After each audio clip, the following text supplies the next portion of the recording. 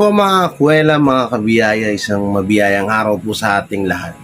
At ayun, may re-reactionan na video na naman nga po tayo. At may nagpasa. Oy, salamat nga po pala sa nagpasa sa akin nitong video na to.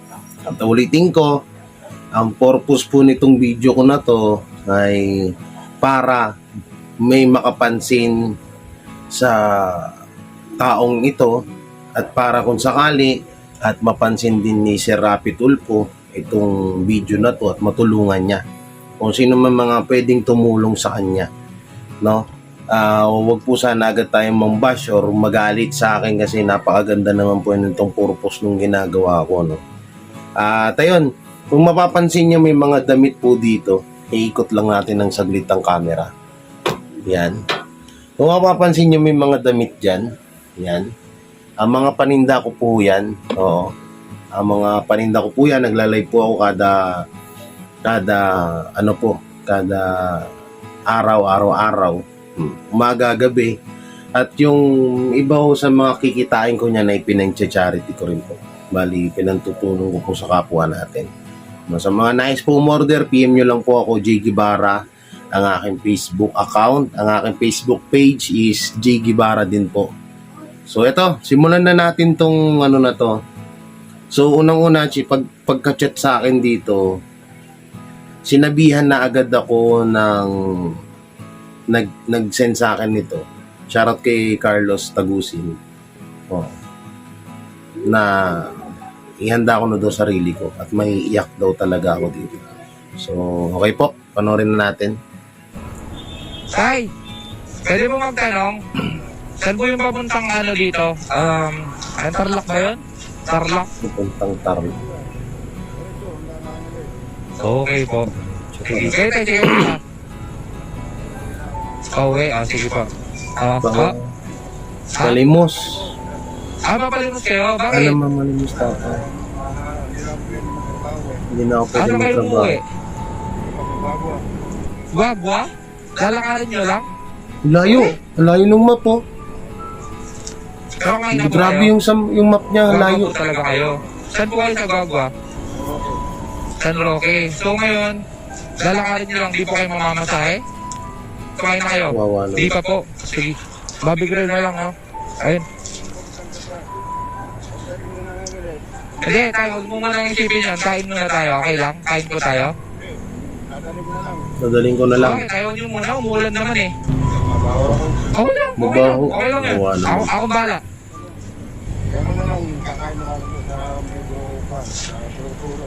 Po? Turo po.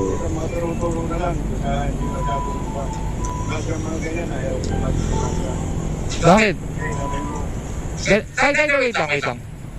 Dito. Ayaw nyo kumain muna dito tayo sa labas. Sa labas. Ayaw niya talaga. Ha? Ayaw niya talagang Uwi kumain. ka na lang. Ayaw niya talagang kumain, guys. Ayaw niya dahil nga dumabaho siya. Na binigyan sa 1,000 ni Ryder. Ayaw niyang tanggapin ng 1,000 dahil malaki daw masyado.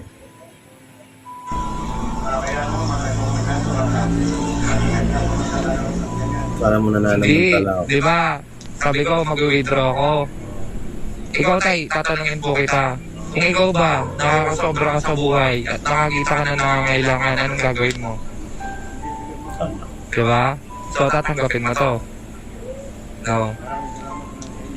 Opo. Pwede po ba mamasahe na kayo pa uwi? Ngayon, okay lang? Kaya ayaw niyo mamasahe. Pero gusto niyo ba? Ihatid ko kayo? So, tay, ilan taon na po kayo? 68 years old. Bakit po nasabi niyo na hindi niyo na kaya magtrabaho? Nabalian kayo. Saan po? Dahil sa? Po? Construction? Okay, dati nagtatrabaho kayo. Ilang years na po hindi nagtatrabaho?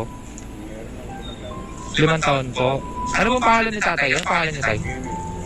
Jimmy Ocampo. Okay, tay. Jimmy Ocampo. Tay, ganito. Dahil mag-uundas, gusto ko, pahinga ka muna.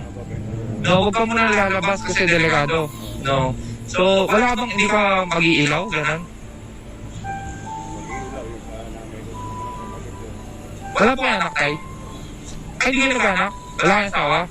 Okay, sige, ganito tayo. Magpahinga kayo ito pa. Uy, thank you. Uy, grabe. Thank you sa yung rider ka. 4, Salamat sa'yo, grabe. 5. Hindi, kahit din naman nasa posisyon kita, gagawin mo rin naman yan, di ba, Tay? Tay, nakita ko medyo malalim na yung mata mo. May depekto ba yung mata mo, Tay? Okay po, malabo na. O sige, Tay, sana sa susunod na magkita tayo, pagawan kita ng salamin. Okay lang po ba yan? Sige. Ingat po, Tay. Bye-bye. Ingat po. Ang bait ni rider, guys. Ang bait. Ingat lagi na kayo. Kevin po. Okay.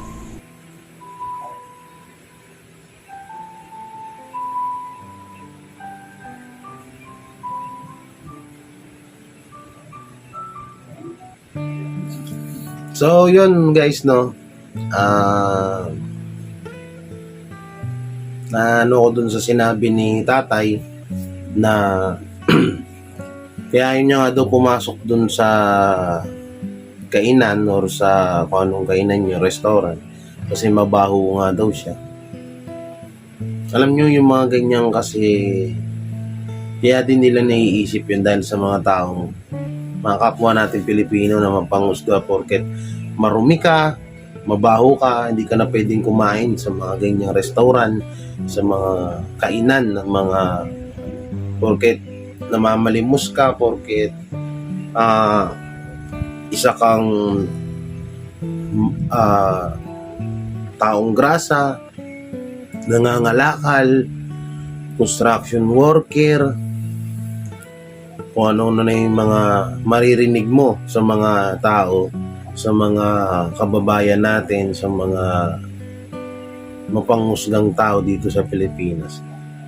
So doon, relate ako doon kay tatay dahil nangyari din sa akin yan noon nung mga kasagsagan ng 2005 or anong, hindi ko na, basta nasa 2000 yun. Mga banda nun, mga trabaho ko nun, nagko-construction ako. May isa akong restaurant na kinainan nun, pero hindi ako pinapapasok kasi marumi nga daw ako. Kaya ano ako dun sa ano ni tatay kasi nga talagang sabi ko, ba't may mga ganyang mga tao na mapanghusga. Ayaw kumain ni tatay kasi mabaho siya. Tapos yung doon pa ako na ano sa sinabi niya na baka binibigyan siya na 1,000, ayaw niyang tanggapin kasi nga ayaw niya masabihan siya na abuso. Tama naman yun. Tama naman yung ano, ang ganda nung ano ni tatay din. Kaya kung ano man yung naibigay na tulong ni Kuyang Rider, di ko alam kung anong channel nito, pinasa lang tong video sa akin. Deserve ni tatay yun, yung tulong na yun kasi napakabait niya, napakatulungin niya. Pero inano ko lang, no, bakit mapahanggang ngayon halos iba-iba na halos ilang ulit ng mga papalit-palit ng presidente, gobyerno natin, ang daming mga pinapatong ng mga samut-saring batas, samut-saring proyekto na ika nila ay makakatulong sa ating bansa. Pero bakit mapang hanggang ngayon? Hanggang ngayon, halos saan na ako magpunta, maraming mga kababayan natin na mga naghihirap na nakatira lang sa lansangan. Yung iba kahit sobrang tatanda na, katulad ni tatay, 68 years old na siya, pero kailangan niya pa rin maghanap buhay sa kadahilan ng kapos sila sa pamumuhay nila. Biro mo, layo nung nilalakad ni tatay na para malimos lang, manghingi ng pera, may pangkain, may madala siyang pagkain sa pag-uwi niya, di ba? Yun yung matagal ko nang iniisip din dito sa lugar natin, sa Pilipinas, sa bansa natin, na bakit parang hindi nababawasan yung mga taong lugmok sa kahirapan, di ba? Parang hindi nababawasan, parang lalo pang parami ng parami. Sabihin na naman ng iba dahil maraming nagiging tamad, nagiging abuso. Hindi ho sa ganun yun. Dahil una kahit ako na ganito ako kalakas, halos hirap din ako sa pamumuhay ko. Kung hindi ako kakayod ng dalawa o tatlo na pamamaraan or diskarte, hindi rin kami halos mabubuhay ng ganito. Kaya ako napaka salamat ko sa taas kasi ito may bahay kaming nasisilungan, may maayos kaming bahay, may titirahan kami ng maayos, may pagkain kami sa pang-araw-araw, 3 beses ang araw. Ayan, sana may tumulong kay Tana. Sobra ako naawa kay tatay. Grabe. Alam mo yung kahit na hirap na siya sa buhay niya, natuto niya pa rin tawag dito. Ayaw niya matawag siya na abusado. Tutusin bilang charity vlogger, no, bilang isang charity vlogger, sobrang kaming nasasaktan, no, kapag may nakikita kaming mga ganyan. Tapos halos ang maitulong lang namin bigas, 5 kilong bigas. Samantalang yung bahay nila halos isang tulak mo magigiba na. Gusto man namin tulungan yun pero wala kaming magawa. Hanggang tingin na lang kami. Pasalamat kami pag may nag-i-sponsor. No? Pag medyo lumaki yung views, pasalamat kami. Doon namin nuhugutin yung kita namin. Tapos itutulong doon sa kababayan natin. Diba?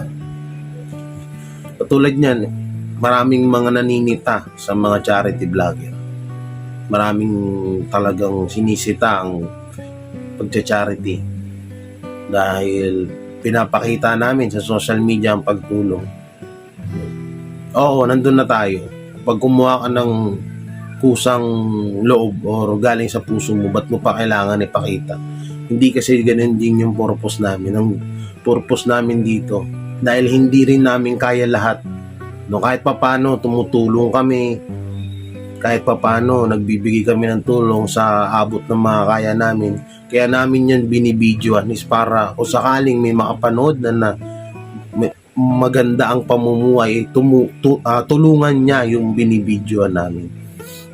Sa ibang vlogger siguro ginagawa talaga yung ganyan, ginagawang hanap buhay yung kahirapan. Pero hindi naman ho lahat ng mga charity vlogger.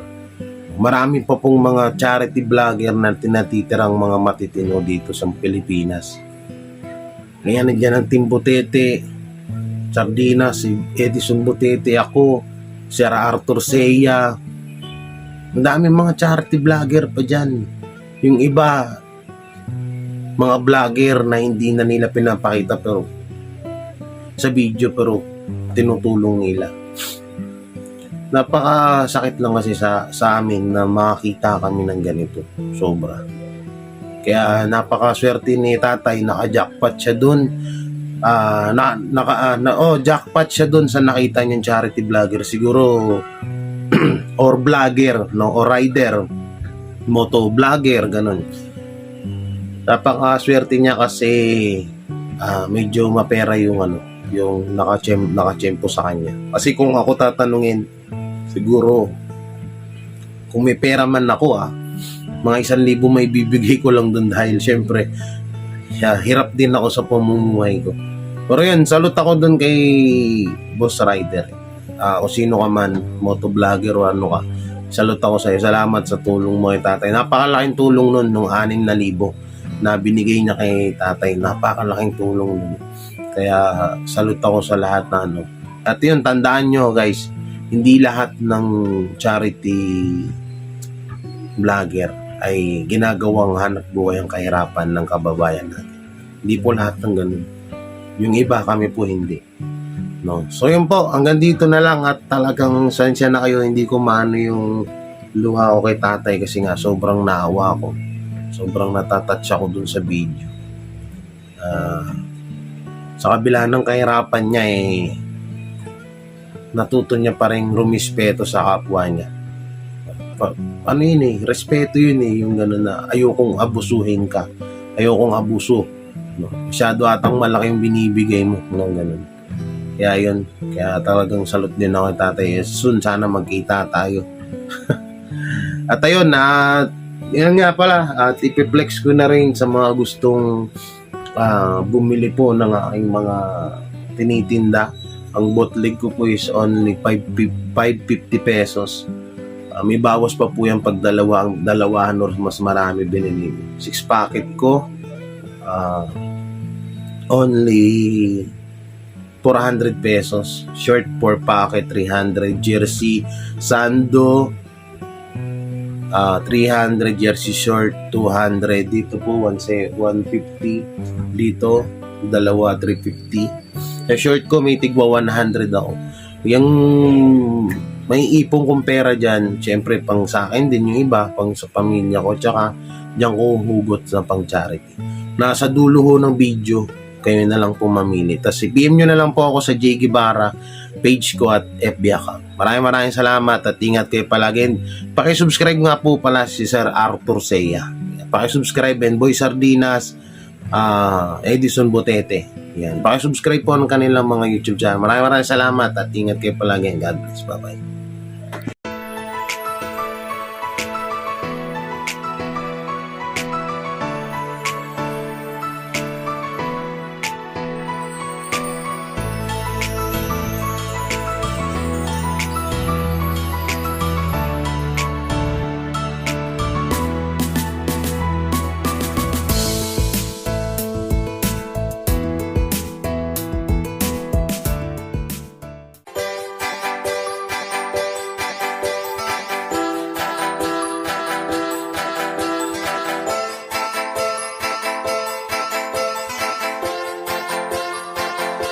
Iba ang araw-araw na saya, pagtulong at ligaya ang laging dala.